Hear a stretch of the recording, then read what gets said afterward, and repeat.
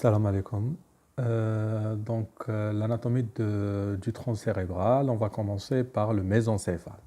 Le tronc cérébral est constitué du mésencéphale, la protubérance et le bulbe rachidien.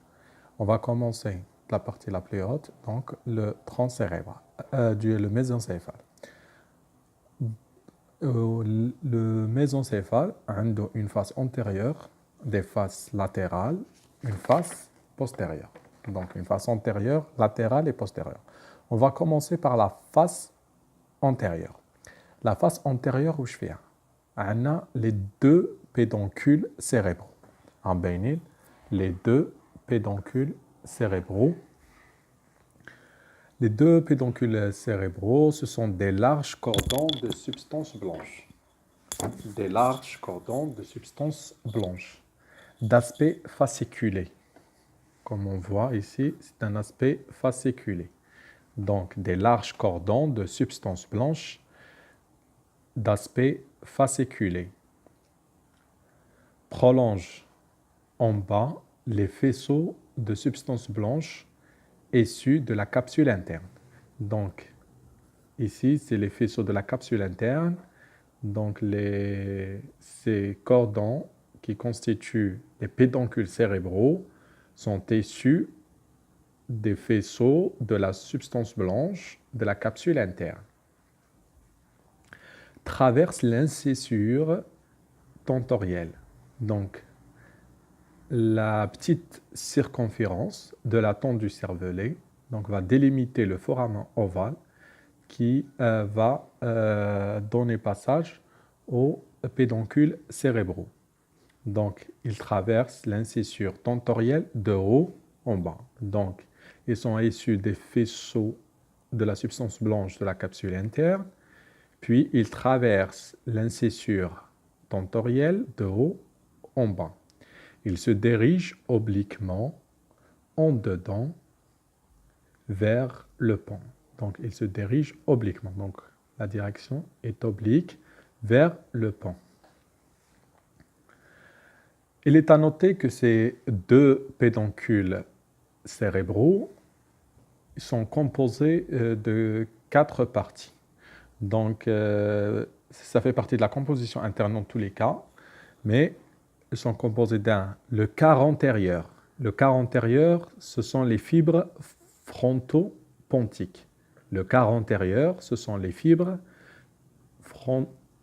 frontopontiques. Le quart moyen et antérieur, c'est les corticonucléaires. Les fibres corticonucléaires. Le quart moyen et postérieur, ce sont les corticospinales. Et le quart postérieur, ce sont les temporaux-pariéto-occipito-pontiques. Donc, ces fibres, ils ont une décomposition d'avant en arrière. Le quart antérieur, ce sont les fibres frontopontiques. Le quart moyen et antérieur, ce sont les fibres corticonucléaires. Le quart moyen et postérieur, ce sont les fibres corticospinales. Et le quart le plus postérieur, c'est le temporo-pariéto-occipito-pontique. Donc, on a dit que sont des larges cordons de substance blanche d'aspect fasciculé. Des larges cordons de substance blanche d'aspect fasciculé prolongent en bas les faisceaux de la substance blanche de la capsule interne et traversent l'incisure tentorielle de haut en bas pour se diriger obliquement en dedans vers le pont. Leur bord antérieur et médian délimitent avec les corps mammillaires une dépression triangulaire, la fosse interpédonculaire. Donc, les bords antérieurs et médians, ces deux bords, délimitent avec les corps mammillaires, voici les corps mammillaires, délimitent un espace, une dépression triangulaire qui est la fosse interpédonculaire. qui est en 4 ici.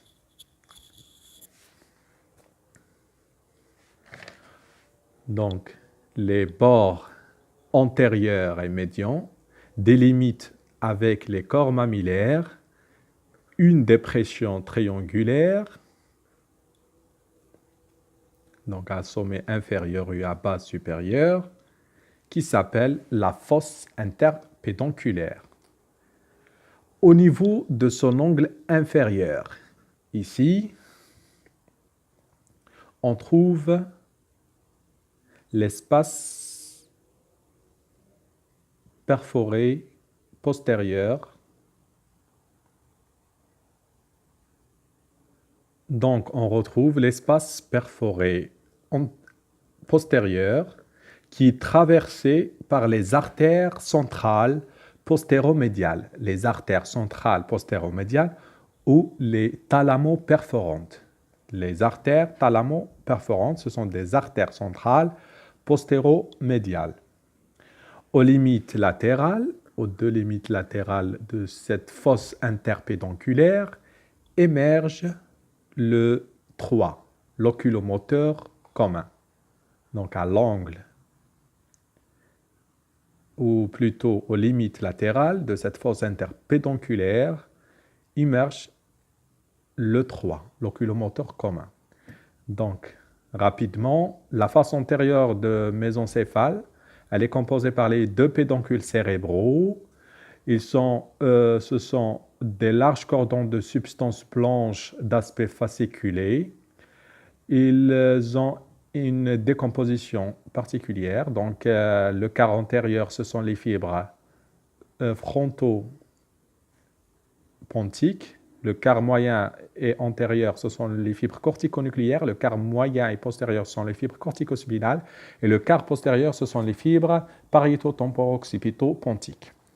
Puis, on va, dans la suite de la description, ils sont issus des fibres des faisceaux de la substance blanche de la capsule interne. Ils font suite. Après, ils traversent la petite circonférence de la tente du cervelet, ou l'incisure tentorielle, et se dirigent en bas et en dedans, obliquement vers le pan. Ces bords antérieurs et médians délimitent une dépression triangulaire, c'est la fosse interpédonculaire. La